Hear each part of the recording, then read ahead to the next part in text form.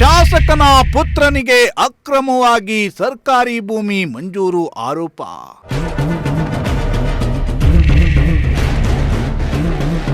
ತುಮಕೂರು ಜಿಲ್ಲಾಧಿಕಾರಿ ವಿರುದ್ಧ ಪೊಲೀಸ್ ಠಾಣೆಗೆ ದೂರು.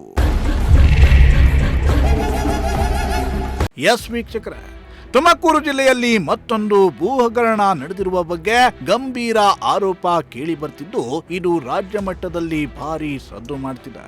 ಜಿಲ್ಲಾಧಿಕಾರಿಯವರ ಡಿಜಿಟಲ್ ಸಹಿಯನ್ನೇ ನಕಲು ಮಾಡಿ 40 ಎಕರೆ ಸರ್ಕಾರಿ ದರಖಾಸ್ತು ಭೂಮಿಯನ್ನ ಪರಬಾರೆ ಹಾಗೂ ಭೂ ಪರಿವರ್ತನೆ ಮಾಡಿದ್ದಾರೆ ಅನ್ನೋ ವಿಚಾರ ಭಾರಿ ಸಂಚಲನವನ್ನೇ ಸೃಷ್ಟಿಸಿತ್ತು. ಶಾಸಕನ ಪುತ್ರನ ಹೆಸರಿಗೆ ಅಕ್ರಮವಾಗಿ ಸರ್ಕಾರಿ ಭೂಮಿಯನ್ನ ಮಂಜೂರು ಮಾಡಿಕೊಡಲಾಗಿದ್ದು, ಇದರಲ್ಲಿ ಜಿಲ್ಲಾಧಿಕಾರಿ, ತಹಶೀಲ್ದಾರ್ ಕೈವಾಡ ಕೂಡ ಇರಬಹುದು ಅನ್ನೋ ಅನುಮಾನ ವ್ಯಕ್ತವಾಗಿತ್ತು. ಈ ವಿಚಾರ ಸುದ್ದಿಯಾಗ್ತಿದ್ದಂತೆ ಗುಬ್ಬಿ ಮೇಲೆ ಬ್ರಹ್ಮಾಸ್ತ್ರ ಎನ್ನುವಂತೆ ಭಾನುಪ್ರಕಾಶ್ ಅನ್ನು ಗ್ರಾಮ ಲೆಕ್ಕಾಧಿಕಾರಿಯನ್ನ ಅಮಾನತುಗೊಳಿಸಿ ತುಮಕೂರು ಜಿಲ್ಲಾಧಿಕಾರಿ ಶುಭ ಕಲ್ಯಾಣ್ ಆದೇಶವನ್ನ ಹೊರಡಿಸಿದ್ರು. ಆದ್ರೆ ಇದೀಗ ಈ ಪ್ರಕರಣದಲ್ಲಿ ತುಮಕೂರು ಜಿಲ್ಲಾಧಿಕಾರಿ ವಿರುದ್ಧವೂ ಪೊಲೀಸ್ ಠಾಣೆಯಲ್ಲಿ ದೂರು ದಾಖಲಾಗಿದೆ.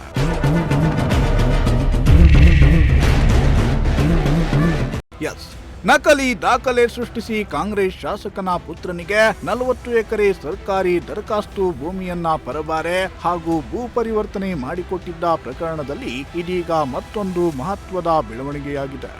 ಈ ಪ್ರಕರಣ ಸಂಬಂಧ ರಾಜ್ಯ ಮಾಹಿತಿ ಮತ್ತು ಸಾಮಾಜಿಕ ಕಾರ್ಯಕರ್ತರ ವೇದಿಕೆಯ ರಾಜ್ಯಾಧ್ಯಕ್ಷ ರಮೇಶ್ ಎಂಬುವವರು ತುಮಕೂರು ನಗರ ಪೊಲೀಸ್ ಠಾಣೆಗೆ ದೂರನ್ನ ನೀಡಿದ್ದಾರೆ.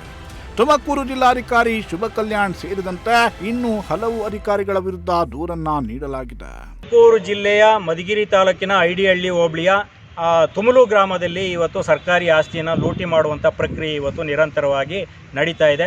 ಅದು 2006ರಲ್ಲೇ ಒಂದು ಈ ಭೂಮಿ ನುಂಗಣ್ಣರು ಸಕ್ರಿಯರಾಗಿದ್ದಾರೆ ಮಧುಗಿರಿ ತಾಲೂಕಿನಲ್ಲಿ. ಯಾಕೆಂದರೆ ಮಧುಗಿರಿ ತಾಲೂಕಿನಲ್ಲಿ ಯಥೇಚ್ಛವಾಗಿ ಸರ್ಕಾರಿ ಭೂಮಿ ಇದೆ. ಒಂದು ಈ ಸೋಲಾರ್ ಪ್ಲಾಂಟ್ಗಳನ್ನು ಅಳವಡಿಸುವಂಥ ಒಂದು ಸೂಕ್ತವಾದ ಪ್ರದೇಶ ಆಗಿದೆ. ಈ ಯಾರೆಲ್ಲ ಈ ಕಂಪ್ನಿಗಳನ್ನ ನಡೆಸ್ತಿದ್ದಾರೆ, ಏನು ಸೋಲಾರ್ ಪ್ಲಾಂಟ್ಗಳನ್ನ ನಡೆಸುವಂಥ ಕಂಪ್ನಿಗಳು ಯಾರೆಲ್ಲ ಇದ್ದಾರೆ ಅವರೆಲ್ಲರ ಕಣ್ಣು ಇವತ್ತು ಮಧುಗಿರಿಯಲ್ಲಿರ್ತಕ್ಕಂಥ ಸರ್ಕಾರಿ ಭೂಮಿ ಮೇಲೆ ಇವತ್ತು ಕಣ್ಣು ಬಿದ್ದಿದೆ. ಈ ಭೂಗಳ್ಳರ ಹಿತದೃಷ್ಟಿನ ನೋಡಿಕೊಂಡು ಅಧಿಕಾರಿಗಳು ಅವರ ಪರವಾಗಿ ಭ್ರಷ್ಟಾಚಾರಕ್ಕೋ ಮತ್ತೊಂದಕ್ಕೋ ರಾಜಕೀಯ ಪ್ರಭಾವಕ್ಕೋ ಇನ್ನೊಂದಕ್ಕೋ ಒತ್ತಡದಲ್ಲಿ ಒಳಗಾಗಿ ಇವತ್ತು ಅವರೆಲ್ಲರೂ ಕೂಡ ಆ ಭೂ ನುಂಗಣ್ಣರಿಗೆ ಇವತ್ತು ಅವ್ರ ಪರವಾಗಿ ಕೆಲಸ ಮಾಡಿರ್ತಕ್ಕಂಥದ್ದು ಇಲ್ಲಿ ಸ್ಪಷ್ಟವಾಗಿ ಕಂಡು ಬರ್ತಾ ಇದೆ. ಹಾಗಾಗಿ ನಾನು ಈಗ AC ತಹಸೀಲ್ದಾರು ಮತ್ತು ಅದಕ್ಕೆ ಸಂಬಂಧಪಟ್ಟಂಥ ಕಂದಾಯ ಅಧಿಕಾರಿ ಆಗ್ಬೋದು, ಮತ್ತು ಜಿಲ್ಲಾಧಿಕಾರಿಗಳಾಗಿರ್ತಕ್ಕಂಥ ಈಗಿನ ಜಿಲ್ಲಾಧಿಕಾರಿಗಳಾಗಿರ್ತಕ್ಕಂಥ ಶುಭ ಕಲ್ಯಾಣ್ ಅವರು ಆಗ್ಬೋದು, ಅವರ ಕಚೇರಿಯಲ್ಲಿ ಇರ್ತಕ್ಕಂಥ ಸಿಬ್ಬಂದಿಗಳಾಗ್ಬೋದು, ಇವು ಯಾರೆಲ್ಲ ಈ ಪ್ರಕ್ರಿಯೆಗಳಲ್ಲಿ ಶಾಮೀಲಾಗಿದ್ದಾರೆ ಇವರೆಲ್ಲರ ಮೇಲೆ FIR ಆಗಬೇಕು. ಈಗಾಗಲೇ ನಾನು ನಗರ ಠಾಣೆಯಲ್ಲಿ ದೂರನ್ನು ಕೊಟ್ಟಿದ್ದೀನಿ. ನಂತರ ದಿನಗಳಲ್ಲಿ ಇದನ್ನು ನ್ಯಾಯಾಲಯದ ಇವರೇನಾರು ಸಕ್ರಿಯವಾಗಿ ಇವರೆಲ್ಲರನ್ನೂ ಕೂಡ ಪ್ರಕರಣ ದಾಖಲಿಸಿ ಅರೆಸ್ಟ್ ಮಾಡದಲ್ಲಿದ್ದರೆ ನಾನು ನ್ಯಾಯಾಲಯದಲ್ಲಿ ದಾಖಲಾತಿಗಳನ್ನ ಸಮೇತ ನಾನು ದೂರನ್ನು ನೀಡಿ ಅಲ್ಲಿಂದ ಕಾನೂನು ಹೋರಾಟವನ್ನು ನಾನು ಆರಂಭ ಮಾಡ್ತೀನಿ. ಮಧುಗಿರಿ ತಾಲೂಕಿನ ಐಡಿಹಳ್ಳಿ ಹೋಬಳಿಯ ತುಮ್ಮಲು ಗ್ರಾಮದಲ್ಲಿ ಉಳುಮೆಗೆ ಯೋಗ್ಯವಲ್ಲದ 40 ಎಕರೆ ಭೂಮಿ ಸರ್ಕಾರದ ಪಡ ಹೆಸರಿನಲ್ಲಿದ್ದು, ಅದನ್ನ ಭೂ ಸುಧಾರಣಾ ಕಾಯ್ದೆಯ ಅಡಿಯಲ್ಲಿ ಈಗಾಗಲೇ ಕಾರ್ಯನಿರ್ವಹಿಸಿ ಮೃತರಾಗಿರುವ ಉಪವಿಭಾಗಾಧಿಕಾರಿ ಹೆಸರಿನಲ್ಲಿ ಆದೇಶವನ್ನ ಸೃಷ್ಟಿಸಿಕೊಂಡು ಖಾಸಗಿ ವ್ಯಕ್ತಿಗಳ ಹೆಸರಿನಲ್ಲಿ ದಾಖಲೆಗಳನ್ನ ಸೃಷ್ಟಿಸಿಕೊಂಡು ಕೋಟ್ಯಾಂತರ ರೂಪಾಯಿ ಅಕ್ರಮ ಎಸಗಲಾಗಿದೆ ಅನ್ನೋ ಆರೋಪ ಕೇಳಿಬಂದಿತ್ತು.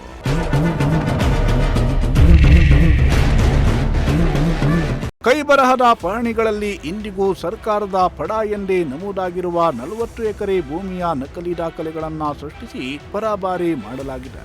ಮೃತರಾಗಿರುವ ಉಪವಿಭಾಗಾಧಿಕಾರಿ ಹೆಸರಿನಲ್ಲಿ ಆದೇಶವನ್ನ ಮಾಡಿಕೊಂಡು ಭೂಮಿಯ ಮಾಲೀಕತ್ವವನ್ನ ವಿಶ್ವೇಶ್ವರಯ್ಯ ಶಾಸ್ತ್ರಿ, ಸತ್ಯಪ್ರಕಾಶ್, ಭಾನುಪ್ರಕಾಶ್ ಎಂಬುವವರಿಗೆ ತಲಾ 10 ಎಕರೆ ಭೂಮಿಯನ್ನ ನೀಡಲಾಗಿದೆ. AC ಅಧ್ಯಕ್ಷತೆಯ ಭೂ ಸುಧಾರಣಾ ಕಾಯ್ದೆ ಸಮಿತಿ ಸಭೆಯಲ್ಲಿ ಗರಿಷ್ಠ 4.38 ಎಕರೆ ಮಾತ್ರ ಭೂಮಿಯನ್ನ ನೀಡಲು ಅವಕಾಶವಿದ್ದು, ತಹಶೀಲ್ದಾರ್ ಬಳಿ ಫಾರ್ಮ್ 7 ತಿರಸ್ಕೃತ ಆಗದಿದ್ರೂ ಫಾರಂ 7A ಅರ್ಜಿಯನ್ನ ಪಡೆದು ದಾಖಲೆಗಳನ್ನ ಸೃಷ್ಟಿಸಲಾಗಿದೆ ಎನ್ನಲಾಗಿದೆ. ಆದರೆ ಉಪವಿಭಾಗಾಧಿಕಾರಿ ನ್ಯಾಯಾಲಯದಲ್ಲಿ ಇದಕ್ಕೆ ಸಂಬಂಧಪಟ್ಟ ಯಾವ ದಾಖಲೆಗಳು ಇಲ್ಲದಿರುವುದು ಅಕ್ರಮದ ಅನುಮಾನವನ್ನ ಹೆಚ್ಚಿಸಿದೆ. ಒಂದು ಮಧುಗಿರಿ ತಾಲೂಕು ಐಡಿಹಳ್ಳಿ ಹೋಬಳಿಯ ಸರ್ವೆ ನಂಬರು ತುಮಲು ಗ್ರಾಮದ ಸರ್ವೆ ನಂಬರ್ 22ರಲ್ಲಿ ಸುಮಾರು 20 ಎಕರೆಗೂ ಅಧಿಕ ಭೂಮಿಯನ್ನು ಯಾರೋ ಒಬ್ಬರು ಒಂದು AC ಆದೇಶವನ್ನು ತೋರಿಸ್ಕೊಟ್ಟು ಅದು ನಕಲಿ ಆದೇಶ. ಯಾವುದೇ ಎ ಸಿ ಆದೇಶ ಇಲ್ಲದಿದ್ದರೂ ಕೂಡ ಎ ಸಿ ಆದೇಶವಂತ ತೋರಿಸ್ಬಿಟ್ಟು ಅದನ್ನು 2007ರಿಂದ ಪಾಣಿಯನ್ನು ಬದಲಾವಣೆ ಮಾಡ್ಕೊಳ್ತಾರೆ. ಯಾರೋ ಬೇರೆ ವ್ಯಕ್ತಿಗಳ ಹೆಸರಿಗೆ ಪಾಣಿಗಳನ್ನ ಮಾಡ್ಕೊಳ್ತಾರೆ.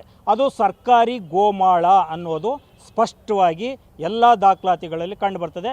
ನಾನು ಈಗಾಗಲೇ ಆ ದಾಖಲಾತಿಗಳನ್ನ ತೆಗೆದುಕೊಂಡಿದ್ದೀನಿ. ಸರ್ಕಾರಿ ಗೋಮಾಳ ಯಾರಿಗೆ ಮಂಜೂರಾಗಬೇಕಾದರೂ ಕೂಡ 4ರಿಂದ 4.5 ಎಕರೆಗೂ ಅಧಿಕವಾಗಿ ಯಾರಿಗೂ ಕೂಡ ಮಂಜೂರಾಗೋದಕ್ಕೆ ಸಾಧ್ಯತೆ ಇಲ್ಲವೇ ಇಲ್ಲ. ಆದರೆ 20 ಎಕರೆ ಯಾರೋ ಇಬ್ಬರ ಹೆಸರಿಗೆ ಹೇಗೆ ಕೊಟ್ರಿ ನೀವು? ಯಾಕೆ ಇದನ್ನು ದಾಖಲಾತಿಗಳನ್ನ ಪರಿಶೀಲನೆ ಮಾಡಲಿಲ್ಲ? ಯಾಕೆ ಟಿಪ್ಪಣಿ ಕಾಪಿ ನೋಡಲಿಲ್ಲ? ಯಾಕೆ ಸರ್ವೆ ಕಾಪಿಗಳು ನಕ್ಷೆಗಳನ್ನ ಯಾಕೆ ನೀವು ಪರಿಶೀಲನೆ ಮಾಡಲಿಲ್ಲ? ಇವೆಲ್ಲ ದಾಖಲಾತಿಗಳನ್ನ ನೋಡ್ತಾನೆ ನೀವು ಅಲಿನೇಷನ್ಗೆ ದಾಖಲಾತಿಗಳನ್ನ ತೆಗೆದುಕೊಳ್ಬೇಕಾಗಿರೋದು. ಈ ಎಲ್ಲ ದಾಖಲಾತಿಗಳನ್ನ ನೋಡದೆ ಅಲಿನೇಷನ್ಗೆ ತಗೊಂಡಿರೋದೇ ತಪ್ಪು. ಆದರೆ ನಿಮಗೆಲ್ಲ ಗೊತ್ತಿದೆ, ಡಿಜಿಟಲ್ ಸಹಿನ ನೀವೇ ಮಾಡಿದ್ದೀರಿ, ಫೈಲ್ಗಳನ್ನು ಕೂಡ ನೀವೇ ಸಹಿ ಮಾಡಿದ್ದೀರಿ. ಆದರೂ ನೀವು ನನಗೆ ಗೊತ್ತಿಲ್ಲದೆ ನಡೆದಿರ್ತಕ್ಕಂಥದ್ದು ಅಂತ ಹೇಳ್ಬಿಟ್ಟು ಸ್ಪಷ್ಟವಾಗಿ ಹೇಳ್ತೀರಿ. ಆದರೆ ಇದಕ್ಕೂ ನಿಮ್ಮ ಯಾರೋ ಒಬ್ಬ MLA ಮಗನ ಕಂಪ್ನಿ ಏನಿದೆ ಏಷ್ಯಾ ಪ್ಯಾಬ್ಸ್ ಅಂತ ಹೇಳ್ಬಿಟ್ಟು ಏನಿದೆ, ಆ ಪ್ಯಾಬ್ಸ್ನ ಓನರ್ಗೆ ನೀವು ಯಾವ ರೀತಿಯಾದಂಥ ಲಿಂಕ್ ಇದೆ ಅನ್ನೋದು ಇಲ್ಲಿ ಸ್ಪಷ್ಟವಾಗಿ ನನಗೆ ನೀವು ಉತ್ತರವನ್ನು ಕೊಡಬೇಕಾಗುತ್ತೆ. ಇದನ್ನು ನಾನು ಇಲ್ಲಿವರೆಗೂ ಕೂಡ ನಾನು ಸುಮ್ಮನೆ ಬಿಡೋದಿಲ್ಲ. ಈಗ ನಾನು ರೆವಿನ್ಯೂ ಮಿನಿಸ್ಟರ್ ಆದಂಥ ಕೃಷ್ಣ ಬೈರೇಗೌಡರಿಗೆ ನಾನು ಈಗ ದೂರನ್ನು ಕೊಟ್ಟಿದ್ದೀರಿ. ಆದರೆ ಮುಂದಿನ ದಿನಗಳಲ್ಲಿ ನಾವು ಇಲ್ಲಿ ಗೊತ್ತಿದೆ ಸರ್ಕಾರ ಯಾವ ಮಟ್ಟದಲ್ಲಿ ಇವತ್ತು ಅಧಿಕಾರಿಗಳ ಮೇಲೆ ತನಿಖೆ ನಡೆಸ್ತಾ ಇದೆ ಅಂತ ಅನ್ನೋದು. ಹಾಗಾಗಿ ನಾನು ನ್ಯಾಯಾಲಯದಲ್ಲಿ ಪ್ರೈವೇಟ್ ಕೇಸನ್ನು ಹಾಕ್ತಾ ಇದ್ದೀನಿ. ಈ ಪ್ರೈವೇಟ್ ಕೇಸನ್ನು ಹಾಕಿ ಇದನ್ನೊಂದು ದೊಡ್ಡ ಮಟ್ಟಕ್ಕೆ ಏನು ಅಧಿಕಾರಿಗಳು ಧೋರಣೆ ಇದೆ, ಸರ್ಕಾರಿ ಆಸ್ತಿಯನ್ನು ಬೇರೆಯವರಿಗೆ ನಕಲಿ ದಾಖಲೆಗಳನ್ನ ಸೃಷ್ಟಿ ಮಾಡಿ ಬೇರೆಯವರಿಗೆ ದೊಡ್ಡವರಿಗೆ ಭ್ರಷ್ಟಾಚಾರಕ್ಕೆ ಮಾರಾಟ ಏನು ಮಾಡ್ತಾಯಿದ್ದೀರಿ, ನಿಮ್ಮ ಅಪ್ಪನ ಮನೆ ಸೊತ್ತು ಅನ್ನೋ ರೀತಿಯಲ್ಲಿ ನೀವು ಮಾಡ್ತಾಯಿದ್ದೀರಿ. ಅದರ ವಿರುದ್ಧ ನಾನು ಒಂದು ಆಂದೋಲನವನ್ನು ಸೃಷ್ಟಿ ಮಾಡ್ತೀನಿ. ಈ ನ್ಯಾಯಾಲಯದಲ್ಲಿ ನಿಮಗೆಲ್ಲರಿಗೂ ಕೂಡ ಸರಿಯಾದಂಥ ಶಿಕ್ಷೆಯನ್ನು ಕೊಡಿಸ್ತೀನಿ ಅಂತ ಹೇಳಿ ಈ ಬಗ್ಗೆ ನಾನು ಸಚಿವರಿಗೆ ನಾನು ಮಾಧ್ಯಮದ ಮೂಲಕ ನಾನು ಮನವಿಯನ್ನು ಮಾಡ್ತೀನಿ. ಈ ರಾಜ್ಯದಲ್ಲಿ ಏನು ಈ ರೀತಿಯಾದಂಥ ನಕಲಿ ದಾಖಲಾತಿಗಳನ್ನ ಸೃಷ್ಟಿ ಮಾಡಿ ಸರ್ಕಾರಿ ಆಸ್ತಿಯನ್ನು ಲೂಟಿ ಹೊಡಿತಿದ್ದಾರೆ, ಅವರುಗಳ ಮೇಲೆ ವಿಶೇಷವಾದಂಥ ಒಂದು ಕ್ರಿಮಿನಲ್ ಪ್ರಕರಣ ದಾಖಲಿಸಿ ಅವರಿಗೆ ಜೈಲು ಸೇರಿಸುವಂಥ ಕೆಲಸಗಳನ್ನ ಮಾಡಬೇಕು ಅಂತ ಹೇಳ್ಬಿಟ್ಟು ನಾನು ಅವರಿಗೆ ಕೈ ಮುಗಿದು ಮನವಿಯನ್ನು ಮಾಡ್ತೀನಿ. ಇನ್ನು ಮಂಜೂರಾದ ಭೂಮಿಯನ್ನ 15 ವರ್ಷ ಪರಾಬಾರಿ ಮಾಡಬಾರದು ಅನ್ನೋ ನಿಯಮವಿದ್ರೂ 2007 ಮತ್ತು 8ರಲ್ಲಿ ಮೊಹಮ್ಮದ್ ಇಕ್ಬಾಲ್ ಎಂಬುವರಿಗೆ ಹಾಗೂ ಅದೇ ವರ್ಷ CN ಗೋಪಾಲಗೌಡ ಹಾಗೂ ಇತ್ತೀಚೆಗೆ ಗೌರಿಬಿದನೂರು ಕಾಂಗ್ರೆಸ್ ಶಾಸಕ ಪುಟ್ಟಸ್ವಾಮಿ ಗೌಡ ಪುತ್ರ ಕೆ ಪವನ್ ಒಡೆತನದ ಏಷಿಯನ್ ಫ್ಯಾಬ್ ಟೆಕ್ ಲಿಮಿಟೆಡ್ ಅನ್ನು ಸೋಲಾರ್ ಕಂಪನಿಗೆ ಮಾರಾಟವನ್ನ ಮಾಡಲಾಗಿತ್ತು. ಈ ಭೂಮಿಯನ್ನ ಸೋಲಾರ್ ಪ್ಲಾಂಟ್ ಮಾಡಲು ಭೂ ಪರಿವರ್ತನೆಗೆ ಬಯಸಿ ಇದೇ ಜೂನ್ 13ರಂದು ಅರ್ಜಿಯನ್ನ ಸಲ್ಲಿಸಲಾಗಿದ್ದು ಭೂ ಪರಿವರ್ತನೆಯನ್ನ ಕೂಡ ಮಾಡಿಕೊಡಲಾಗಿತ್ತು. ಈ ಅಕ್ರಮ ಬೆಳಕಿಗೆ ಬಂದ ಹಿನ್ನೆಲೆ ಈ ಪ್ರಕರಣದಲ್ಲಿ ಜಿಲ್ಲಾ ಮಟ್ಟದ ಅಧಿಕಾರಿಗಳ ನೇರ ಕೈವಾಡ ದೃಢವಾಗುವ ಸಾಕ್ಷ್ಯಗಳು ಲಭ್ಯವಾದ ನಂತರ ಮುಜುಗರದಿಂದ ತಪ್ಪಿಸಿಕೊಳ್ಳಲು ಜಿಲ್ಲಾಧಿಕಾರಿ ಕಚೇರಿಯಲ್ಲಿ ನಿಯೋಜನೆ ಮೇಲೆ ಕರ್ತವ್ಯದಲ್ಲಿದ್ದ ಗ್ರಾಮ ಲೆಕ್ಕಾಧಿಕಾರಿಯನ್ನ ಅಮಾನತುಗೊಳಿಸಲಾಗಿದೆ. ಜಿಲ್ಲಾಧಿಕಾರಿಯವರ ಡಿಜಿಟಲ್ ಸಹಿಯನ್ನ ದುರುಪಯೋಗಪಡಿಸಿಕೊಂಡು ಭೂ ಪರಿವರ್ತನೆ ಮಾಡಿದ ಆರೋಪದ ಹಿನ್ನೆಲೆ ಮೇಳೆಕೋಟೆ ವೃತ್ತದ ಗ್ರಾಮ ಲೆಕ್ಕಾಧಿಕಾರಿ ಭಾನುಪ್ರಕಾಶ್ ಅವರನ್ನ ಅಮಾನತುಗೊಳಿಸಲಾಗಿದ್ದು ಜಿಲ್ಲಾ ಮ್ಯಾಜಿಸ್ಟ್ರೇಟ್ ಕೂಡ ಆಗಿರೋ ಜಿಲ್ಲಾಧಿಕಾರಿಯವರ ಡಿಜಿಟಲ್ ಸಹಿ ದುರುಪಯೋಗ ಆಗಿದೆ ಅನ್ನೋ ವಿಚಾರ ಹಾಸ್ಯಾಸ್ಪದ ಎನಿಸಿತ್ತು. ಒಂದು ವೇಳೆ ಡಿಜಿಟಲ್ ಸಹಿ ದುರುಪಯೋಗ ಆಗಿದೆ ಅಂತ ಒಪ್ಪಿಕೊಂಡರೂ ಶುಲ್ಕ ಪಾವತಿಯ ಚಲನ್ಗೆ ಸಹಿ ಹಾಕಿದವರು ಯಾರು ಅನ್ನೋ ಪ್ರಶ್ನೆ ಕೂಡ ಮೂಡಿತ್ತು.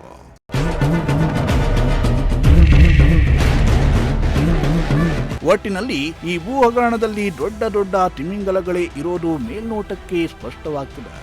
ಆದರೆ ಕೋತಿ ತಾನು ತಿಂದು ಮೇಕೆಯ ಮೂತಿಗೆ ಒರೆಸಿತು ಅನ್ನೋ ಹಾಗೆ ಇದೀಗ ಕಂದಾಯ ಇಲಾಖೆಯ ಅತಿ ಕೆಳಹಂತದ ಅಧಿಕಾರಿಯ ತಲೆದಂಡವಾಗಿದೆ.